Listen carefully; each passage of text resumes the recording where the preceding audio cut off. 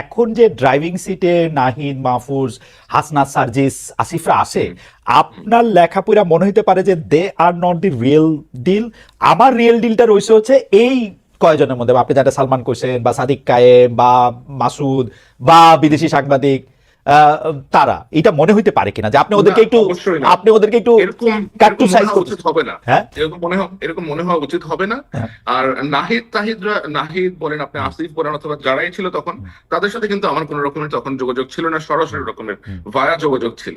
এবং আমি বুঝতেছিলাম যে তারা এক পা আগাচ্ছে দুই পা পেছাচ্ছে, এক পা আগাচ্ছে দুই পা পেছাচ্ছে। They are kind of confuse যে কি actually what would be their correct decision.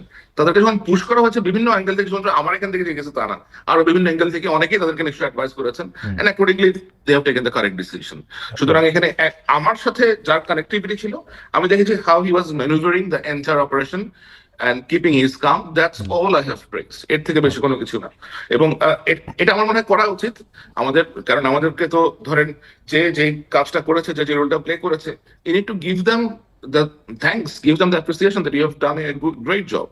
আচ্ছা স্যার, সেটাই আমি করেছি। আচ্ছা স্যার, আপনার কাছে কি কখনো মনে হয় যে আপনি খুব মানে ওপিনিয়নেটেড, কারণ আপনি সোশ্যাল মিডিয়াতে দাবি তুললেন আদিলুর রহমান খান এবং সৈয়দা রেজাওয়ানা হাসানকে পদত্যাগ করে ফেলতে হবে, তাদেরকে বাদ দিয়ে দিতে হবে, তো এইটা মানে এটা কিরকম? জাস্ট মানে আমার আমার আমার এটা তো আসলে এখন আমি এই মুহূর্তে সব করে জিনিসটা তো এখন প্রকাশ করতে পারবো না। কিন্তু মূল মাস্টার মাইন্ড, অনেক কিছুর মূল মাস্টার মাইন্ড একটা লোক আছে, এই লোকটার নাম হচ্ছে নুরুল ইসলাম ভূঁইয়া ছোট। হ্যাঁ, ওকে, এই লোকটা অনেক কিছুর মাস্টার মাইন্ড, তার সাথে অনেক আছে, মুস্তাইন জহির, তারপরে আরো কে কে আছে, এদের একটা চক্র আছে। এই চক্রটা কি চায় সেটা আমরা জানি, কিন্তু সেটা বাংলাদেশে সম্ভব হবে না, সরি। না, আপনি যেহেতু নামই বলে ফেললেন, এই চক্রটা কি চায়, মানে ফাহাম আব্দুল সালাম ওদের পক্ষের লোক, মানে আমি বোঝার জন্য বলতেছি, ফাহাম আব্দুল সালাম ওদের শত্রু। শত্রু। আচ্ছা আচ্ছা, মানে মানে আমি এখন এখন এখন খালিদ ভাই, আপনি মজার জিনিসটা দেখবেন, এখন যখন আমরা ন্যাশনালিস্টিক কথাবার্তা বলবো, বাংলাদেশ সেন্ট্রিক কথাবার্তা বলবো, ফাহাম আব্দুল সালামকে বানানো হবে ভারতের চর, ভারতের ইয়া, আমার বানানো হবে আমি কচুকের থেকে শিক্ষা আসছে জিনিসপত্র, এবং বহুত কিছু এখন আসবে। ওকে, সো আমি তো কচুকের থেকে শিক্ষা আসতে হ্যাপি, আমি তো দিল্লির থেকে শিক্ষা আসতে চাই নাই ভাই, আমি তো বাংলাদেশি পোলা, আমি কথা বলবো আমার দেশের জন্য। তুমি এসে এই হয়েছে ওই হয়েছে, এগুলা কি ভাই? এই সমস্ত বুকিচুকি করার কোনো দরকার আছে নাকি? Work for your country, talk your people's language, like dance in their tune. Don't dance with anybody else's tune. That's my message is very straightforward. I am for my country. I am for my people. I will serve their purpose. I will work for them, and I will, if required, I will like. আচ্ছা sir, এই সিরিজে, give my life for them. আচ্ছা sir, এই সিরিজে আমার এটা শেষ প্রশ্ন, ধরেন আপনি এই ঘটনাটার বিস্তার বা এটার পক্ষের প্রমাণ আপনি দিবেন হচ্ছে আসলে পরে, ক্রমশ আপনি লিখবেন, এটা বুঝাই যাইতেছে, কারণ আপনি যেটা বলেন সেটা, আমি একবারে ধইরা বাইন্দা কিন্তু কিন্তু কিন্তু কিন্তু কিন্তু কিন্তু যখন পর্যন্ত আপনি এটা লিখেন নাই তখনই নামগুলি বলা এটা ঠিক, মানে হাউ ডাজ ইট সাউন্ড, মানে আপনি আদিলুর রহমান খান, এটা হচ্ছে কি আসলে খালেদ ভাই, যারা এটার সাথে যুক্ত আছে এবং যারা এই জিনিসগুলোর ব্যাপারে কম বেশি, আবার ইউ আস্ক ফাহাম ভাই, he will also agree. You ask any politically, না এটা তো বোঝা গেল, ফাহাম যেহেতু উনাদের শত্রু, ফাহাম তো এই কথাই বলবেন, তাহলে মানে আপনি আপনার যে, of course you have a large circle back in Bangladesh, you just run this things, you just run what I said, যে ওই স্পেসিফিক দরগা শরীফ, ওই একটা নিষিদ্ধ ঘোষিত যে পার্টি, এটারে অ্যাক্টিভ করতে যাচ্ছে কে, এটার যে ব্যান আছে, এটার ব্যানটা কে লিফট করতে চায়, গোলাম সারোয়ার নামে একটা ক্যারেক্টার আছে, এক লয়ার, সে কোথায় কোথায় গিয়ে কোঅর্ডিনেট করে বেড়াচ্ছে, এগুলো সব আমরা জানি রে ভাই, কে কোথায় যাচ্ছে, everybody, like we know all of this things. আমি আপনার কাছ থেকে কথাটা একটু কায়রা নিয়ে আমি একটু ফাহামের কাছে যাই। ফাহাম একটা খেলার কথা বা একটা লক্ষ্যের কথা সায়ের কিছুটা বলল, আমি একটু জানতে পারি বা আপনি একটু বলতে পারেন যে এই লক্ষ্যটা আসলে কি, মানে বাংলাদেশটা কি করবে, মানে মানে কি হইলে সবাই খুব খুশি হবে, মানে সায়ের যে নামগুলি বললেন এবং যারা দেখতেছি যে বাংলাদেশে অনেক কিছু নিয়ে যাদের অনেক ক্ষোভ দুঃখ, সবাই খারাপ, কি হইলে বাংলাদেশটা একটু ভালো হবে, মানে লক্ষ্যটা কি? মানে সায়ের তো বললো না, সায়ের হয়তো পরে বলবে যে কিছু একটা লক্ষ্য তো আছে, লক্ষ্যটা কি? আমি আসলে এটা জানি না, আমি সায়ের মতন এত ইনফরমেশন তো আমার কাছে নাই। হ্যাঁ, তবে আমি একটা কথা, মানে I am confident about it, যে বাংলাদেশে অনেক মানুষ অনেক কিছু প্ল্যান করে, খুব গ্র্যান্ড আইডিয়া নিয়ে, এগুলো ফেল করে। ফেল করে কারণ হচ্ছে গিয়ে এই সমস্ত চাহিদার মূল কারণ কিন্তু বাংলাদেশের পরিবর্তন না, এটা হচ্ছে গিয়ে আমার ব্যক্তিগত কিছু চাওয়া, ব্যক্তিগত গ্রাজ, ব্যক্তিগত আমি ওরে পছন্দ করি না, ও ইসলামিস্ট, আমি ওরে পছন্দ করি না, ও সিআইএর দালাল, এমনি করে সবাই গুটি চালাচালি করে। এবং আমি জিনিসটাকে ওইভাবেই দেখি এবং আমি এটা বালখেল্য হিসেবে মনে করি।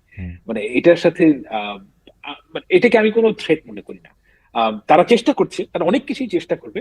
যেমন তারা আমি জানি না তাদের মানে মোডাস অপারেন্ডি কি, যেটা আমি জানি না সেটা কিভাবে করবে। কিন্তু আমি একটা জিনিস মনে করি, বাংলাদেশে যদি আপনি কিছু চেঞ্জ করতে চান, আপনার হিউজ পাবলিক সাপোর্ট লাগে। I don't think they've got it. So তারা অনেকে যে বলে যে বিএনপির পাবলিক সাপোর্টটাই ওইটা, যেহেতু বিএনপি একটা বড় দল, কিন্তু আমরা যেটা মনে করতেছি, ওরা যেটার কথা বলতেছে সেইটা আসলে বিএনপি তাদের সাপোর্টটা পায় বলে বিএনপি বড়, আসলে বিএনপির আদর্শের জন্য বিএনপি বড় না। What ever doesn't count. ভোটের দিনে কে কাকে ভোট দেয় হচ্ছে কথা। আপনি তো বিয়ে করতে বসেন নাই, আপনি তাকে ভোট দিবেন, রাইট? এখন এটা আমি ছোটবেলা থেকে শুনে আসছি যে বিএনপি একটা ক্লাব, সো বি ইট। আপনার যদি মনে হয় যে এটা একটা ক্লাব, দ্যাটস ফাইন, কিন্তু ভোট কাকে দেয় এটা হচ্ছে কথা। যদি ওরা ভোট এখন বিএনপি না দেয় তাহলে তো বিএনপি পারবে না। ফ্রি অ্যান্ড ফেয়ার ইলেকশন হলে দেখা যাক। I don't want them to be in পাওয়ার। আমার অ্যাক্টিভিজমের একটাই কারণ, গত 10-12 বছর ধরে একই কথাই বলছি, বাংলাদেশের মানুষ একটা ফ্রি অ্যান্ড ফেয়ার ইলেকশনে যাকে ভোট আমি মেনে নেব। যদি বিএনপি পায় বিএনপি, যদি সিপিবি পায় সিপিবি, যদি জামাত ইসলামী পায় Jamaat Islami, I agree, completely agri. কিন্তু আপনাকে একটা ফ্রি অ্যান্ড ফেয়ার ইলেকশন দিতে হবে। That's all I want. Okay sir,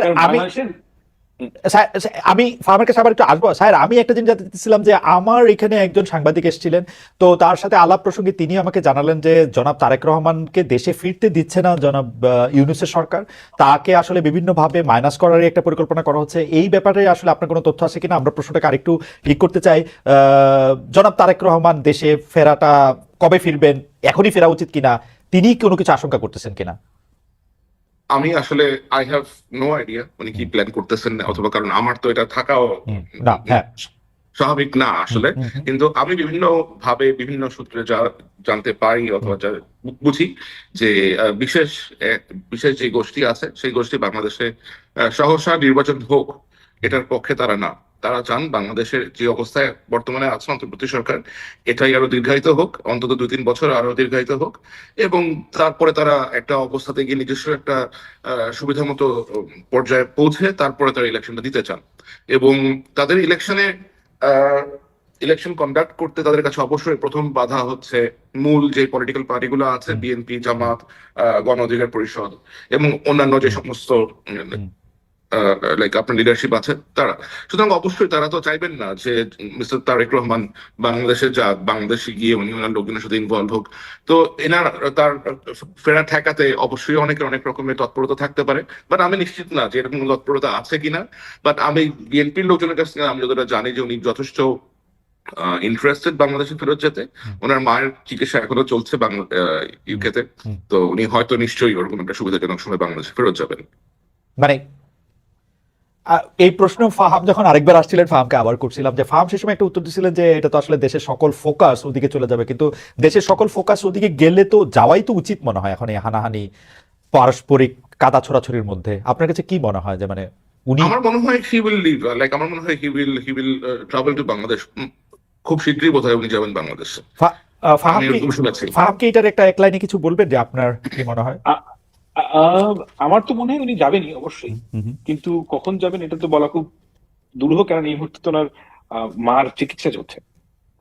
আর উনি বাংলাদেশে যাওয়াটা এটা একটা ঘটনা ঘটবে, তো আমার কাছে মনে হয় না যেটা হুট করে হওয়া সম্ভব।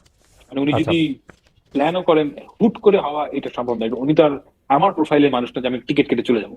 ওকে, আচ্ছা বুঝতে পারছি। মানে ওনার বোধহয় এখন আরো 2টা মামলা আছে, এখনো বোধহয় আরো 2টা মামলা পেন্ডিং আছে, এরকম কিছু মামলা পেন্ডিং থাকলে আরো বেশি করে যাওয়া উচিত। কারণ হচ্ছে যে আপনি তো আপিল করতেছেন মামলা কোয়াশ করার জন্য, মামলার যে আসলে গ্রাউন্ডই নাই সেটার ক্ষেত্রে মিনিমাম আপনাকে আসলে কোর্টের সামনে হাজির হইতে হয় গত অন্যায় বলার জন্য।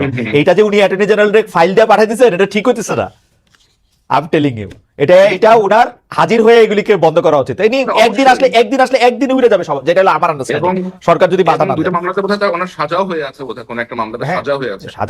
সাজা তো বাবর সাহেবেরও হয়েছিল, কিন্তু মানে ওগুলি তো আসলে যাই না। আচ্ছা স্বামী, যেটা নিয়ে আসলে আমরা কথা বলতে পারবো বা আমরা জানতে পারবো, ফাহাম যদি আমাদেরকে পরে জানান তাহলে হয়তো আমরা জানতে পারবো, নাইলে তার আমাদের পক্ষে জানা সম্ভব হচ্ছে না। কিন্তু আমি একই প্রশ্ন, মানে এখন কতগুলি গুচ্ছ প্রশ্ন করবো, কিন্তু একই প্রশ্ন আপনাদের দুজনকে করতে চাই। একটা হচ্ছে যে সায়েরকে দিয়ে শুরু করতে চাই। সায়ের, আপনি কি মনে করেন যে ডিজিএফআই যে দায়িত্ব 15, 17, 19, 22 বছর ধরে বাংলাদেশে করতেছিল, সেরকম একটা ডিজিএফআই আমরা চাই কিনা? আমি একদম স্পেসিফিক 22 বললাম, কারণ হচ্ছে যে 2000 সালের আগে বা